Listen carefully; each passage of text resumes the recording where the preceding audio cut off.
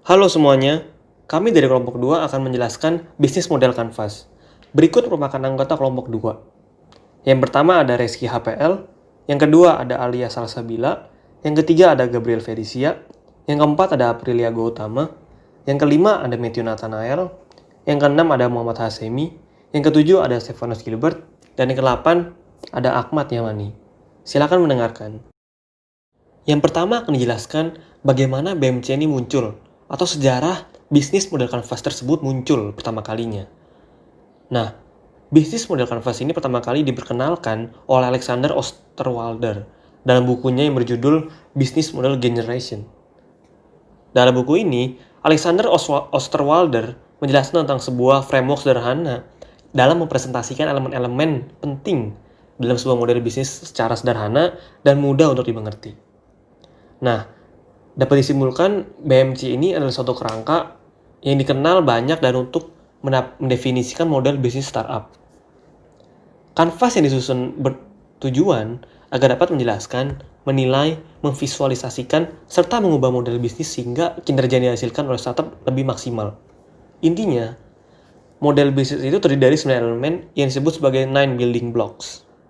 Penggunaan BMC ini memiliki keunggulan dalam menganalisis model bisnis, yaitu mampu menggambarkan secara sederhana dan menyeluruh terhadap kondisi suatu organisasi saat ini. Berdasarkan segmen konsumen, value yang ditawarkan, aset vital, jalur penawaran nilai, hubungan dengan pelanggan, dan lain-lain. Jadi, bisnis model Canvas ini terdiri dari 9 blok yang dapat diisi sesuai masing-masing poin dalam suatu perencanaan bisnis perusahaan. Berikut 9 blok tersebut, yaitu yang pertama ada customer segment, yang kedua ada value proposition, yang ketiga ada channels, yang keempat ada customer relationship, yang kelima ada revenue streams, yang keenam ada key resources, yang ketujuh ada key activities, yang kedelapan ada key partners, dan yang terakhir ada cost structure. Nomor segmen adalah pembagian pelanggan berdasarkan usia, profesi, jenis kelamin, maupun penghasilan.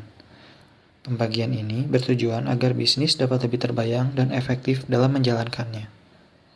Contoh di dalam customer segmen ini ada toko Zara, di mana Zara menjual pakaian yang dipisah berdasarkan jenis kelamin dan usia menjadi 3. Ada yang khusus untuk anak-anak, ada yang khusus untuk wanita, dan yang terakhir ada khusus untuk pria. Selanjutnya yang kedua adalah value proposition. Secara sederhana, value proposition adalah nilai jual produk yang akan kita jual kepada konsumen. Sehingga konsumen dapat memilih perusahaan kita dibandingkan dengan kompetitor lainnya. Dengan kata lain, value proposition itu adalah sebuah solusi yang akan kita berikan kepada konsumen kita, di mana kita berusaha untuk membantu memecahkan masalah mereka dan juga memenuhi kebutuhan pelanggan dengan segudang manfaat. Berikut adalah beberapa pertanyaan yang bisa membantu kita dalam menjawab value proposition. Yang pertama, apa penyebab masalah itu terjadi? Yang kedua, kebutuhan pelanggan mana yang akan kita puaskan? Yang ketiga, berapa nilai yang akan kita berikan kepada pelanggan? Yang keempat, mengapa konsumen ingin masalah tersebut hilang? Yang kelima, masalah pelanggan yang ingin kita bantu selesaikan? Dan yang terakhir, yang keenam adalah paket produk dan layanan apa yang akan kita tawarkan untuk setiap segmennya. Berikutnya adalah channels. Channels merupakan langkah di mana perusahaan dapat terhubung dengan pelanggannya untuk menyampaikan informasi tentang bisnis yang dibuat oleh perusahaan sendiri dan atau startup. Dapat dikatakan channels ini merupakan cara untuk menyampaikan produk yang sudah dibuat kepada konsumen sendiri dengan berbagai macam cara. Nah, di sini channels berperan untuk meningkatkan layanan di antara pelanggan dan memberikan value proposition sebuah produk kepada pelanggan. Selain itu juga, channels dapat mendukung pula pelanggan dalam membeli produk ataupun menawarkan dukungan pasca pembelian. Berikut merupakan 2 jenis channels. Yang pertama ada own channels, yang kedua ada partner channels. Nah, own channels ini berbentuk seperti website, media sosial, penjualan internal, dan lain-lain. Sedangkan kalau partner channels ini berbentuk website milik mitra, distribusi grosir, eceran, dan lain-lain. Lalu selanjutnya ada pengertian dari customer relationship. Customer relationship yaitu strategi manajemen hubungannya dengan pelanggan dan bertujuan untuk mengolah hubungan dengan pelanggan atau calon pelanggan. Lalu mengumpulkan semua data pelanggan, kemudian merekam aktivitas tenaga penjual yang hubungannya dengan pelanggan. Sehingga customer relationship sangat dibutuhkan sekali bagi strategi pemasaran untuk mempertahankan pelanggan supaya tetap membeli produk yang kita jual. Di mana kita harus menjalin komunikasi yang erat dengan pelanggan sehingga bisa tetap membeli bisnis yang ada. Strategi ini merupakan strategi yang utama dalam setiap bisnis. Lalu customer relationship memiliki fungsi yaitu peningkatan penjualan, mendapat peluang lebih banyak, biaya lebih rendah. Nah, yang dimaksud biaya lebih rendah ini yaitu pengelolaan data, customer relationship, dan menganalisisnya secara real time. Organisasi akan menjadi tidak tergantung pada metode tradisional analisis konsumen. Peningkatan kepuasan pelanggan. Cara yang membangun customer relationship yaitu yang pertama, meningkatkan komunikasi dengan pelanggan, meminta feedback secara teratur, selalu mengatasi keluhan dan umpan balik negatif, hadiah pelanggan setia. Yang dimaksud hadiah pelanggan setia ini yaitu memberikan hadiah kepada pelanggan yang sering membeli produk kita. Nah, kesimpulan dari customer relationship yaitu customer yang senang dengan pelayanan kita, maka itu salah satu kunci keberhasilan dalam bisnis kita. Sehingga mereka pun akan merasa nyaman dan dipastikan tidak akan beralih ke kompetitor lain. Oleh karena itu, pentingnya untuk membangun komunikasi melalui customer relationship. Selanjutnya, saya Ahmad Yamani Sofyan, NPM 604 19011173 akan membahas mengenai revenue stream. Nah, revenue stream sendiri merupakan aliran dari pendapatan. Ada kedua pengertian mengenai revenue stream. Yang pertama menurut Osterwalder dan Pigner pada tahun 2012. Pengertiannya sendiri, blok bangunan arus pendapatan menggambarkan uang tunai yang dihasilkan perusahaan dari masing-masing segmen pelanggan. Sedangkan menurut PPM Manajemen, revenue stream adalah pembuluh nadi apabila kepuasan pelanggan adalah jantung dari sebuah model bisnis. Nah, jenis revenue stream terdapat dua, yakni transactional revenue dan recurring revenue. Pengertiannya sendiri, transactional revenue adalah pendapatan yang diperoleh dari pelanggan melalui satu kali pembayaran. Sedangkan recurring revenue merupakan lebih mengacu pada pendapatan yang diperoleh dari pelanggan atas pembayaran berkelanjutan.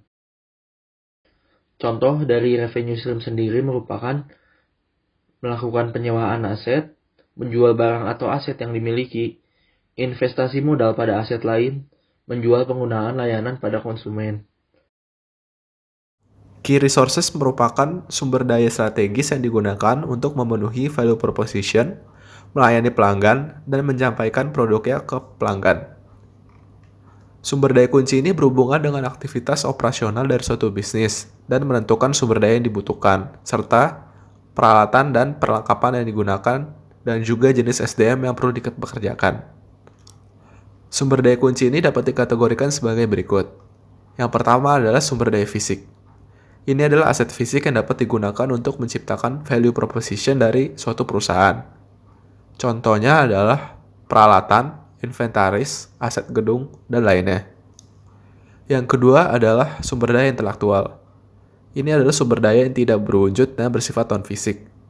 Beberapa contohnya adalah branding, hak milik intelektual, paten, partnership, hak cipta, dan lainnya. Sumber daya intelektual ini membutuhkan waktu yang lama untuk dikembangkan. Namun, ketika berhasil dikembangkan akan memberikan suatu keuntungan untuk perusahaan tersebut. Yang ketiga adalah sumber daya manusia atau SDM. SDM merupakan tenaga kerja manusia yang dipekerjakan oleh suatu perusahaan. SDM ini merupakan salah satu aset yang paling penting. Lalu yang terakhir adalah sumber daya finansial. Sumber daya finansial mencakup cash, jalur kredit, dan kemampuan perusahaan untuk menopang bisnisnya. Semua bisnis memiliki sumber daya finansial, namun kekuatannya ini bergantung pada model yang ditentukan oleh perusahaan tersebut. Key activities merupakan aktivitas di dalam suatu bisnis, di mana aktivitas tersebut harus menciptakan sebuah value proposition kepada pelanggan. Apa sih value proposition? Value proposition sendiri yaitu suatu nilai yang menjadi alasan mengapa pelanggan tuh ingin bertransaksi di bisnis kita. Kita ambil contohnya toko Zara, di mana dia menjual produksi termasuk aktivitas dia produksi baju, jaket, celana, dan lain-lain. Contoh key activitiesnya juga ada transaksi penjualannya. Sekarang saya akan menjelaskan key partners. Key partners adalah pihak-pihak yang bisa Anda ajak kerjasama dengan tujuan untuk menyokong dan mengoptimalkan alokasi sumber daya, mengurangi resiko dan ketidakpastian persaingan, serta meningkatkan kinerja. Key partners yang baik akan membentuk siklus bisnis yang lebih stabil. Contoh dari key partners itu ada supplier, desainer, agensi marketing, konsultan, dan lain-lain. Lalu contohnya juga ada Starbucks. Starbucks tentu tidak mampu menghandle seluruh key activities-nya sendirian. Karena itu, Starbucks menggandeng supplier, agensi, dan mitra yang mampu memberikan benefit bagi Starbucks. Key partners atau juga sering disebut mitra bisnis adalah salah satu faktor yang menentukan keberhasilan dan kesuksesan para pebisnis. Nah, mitra bisnis ini memiliki tipe yang bisa membawa kemajuan bagi bisnisnya. Yang pertama ada kepercayaan. Penilaian pertama untuk memilih mitra bisnis tentu seberapa besar perusahaan akan percaya kepada mitra bisnisnya. Bentuk kepercayaannya bisa dalam bentuk kualitas bahan baku, misalnya bahan baku kopi. Apakah langsung dari petani kopi atau pedagang kopi, tergantung jenis bisnisnya. Pabrik kopi tentu akan lebih percaya dan lebih efisien kalau mitra bisnisnya komunitas petani kopi. Lalu, kedai kopi, cukup mitra utamanya pedagang kopi, bisa dari perorangan atau perusahaan. Yang kedua, ada persahabatan. Tingkatan level mitra bisnis dari tingkat kepercayaan dan persahabatan, tentu secara bisnis, mitra bisnis berdasarkan persahabatan akan lebih menguntungkan tingkat kepercayaannya. Lalu yang ketiga, cukup berpengalaman di bidangnya. Selain kepercayaan, persahabatan tidak kalah pentingnya apabila mitra bisnis kita juga sangat atau cukup berpengalaman sesuai bidangnya, sehingga bisa meningkatkan penjualan produk. Yang keempat, ada melengkapi kekuatan. Untuk mitra bisnis, dalam hal melengkapi kekuatan, sebagai contoh sederhana, tempat usaha kedai kopi kita sewa dari sahabat kita yang sama-sama bergerak di bidang kopi. Misalnya, pemilik tempat tersebut juga mempunyai sahabat seorang anggota komunitas petani kopi, sehingga harga bahan baku kopinya bisa lebih murah dibanding membeli dari pedagang kopi. Yang kelima, ada tanggung jawab yang seimbang. Mitra bisnis dalam bidang tanggung jawab yang seimbang, misalnya mitra bisnis dalam delivery produk, yaitu kopi, yang dijual di kedai kopi, tentu driver Gojek mempunyai tanggung jawab yang seimbang untuk melayani kecepatan delivery, agar dapat melayani konsumennya dengan puas. Kemudian selanjutnya adalah mengenai cost structure. Cost structure adalah biaya yang dikeluarkan untuk mengoperasikan model bisnis dengan menggambarkan biaya-biaya apa saja yang dikeluarkan perusahaan di dalam menjalankan kegiatan bisnisnya. Biaya-biaya ini dihasilkan dari menciptakan dan memberikan nilai perusahaan, mempertahankan hubungan pelanggan, dan menghasilkan pendapatannya, sehingga menyebabkan timbulnya biaya. Pada intinya, cost structure adalah menjelaskan mengenai biaya-biaya apa saja yang harus dikeluarkan untuk menjalankan kegiatan bisnis yang dilakukan oleh perusahaan. Selanjutnya di dalam cost structure itu dibagi lagi menjadi dua jenis. Yang pertama cost driven dan yang kedua adalah value driven. Cost driven adalah model bisnis yang biayanya berfokus pada peminimalan biaya, yang bertujuan untuk menciptakan dan mempertahankan struktur biaya seramping mungkin. Selain itu, cost driven juga bertujuan untuk menggunakan proposisi nilai dengan harga rendah, otomatisasi maksimum, dan outsourcing secara ekstensif. Kemudian yang kedua adalah value driven.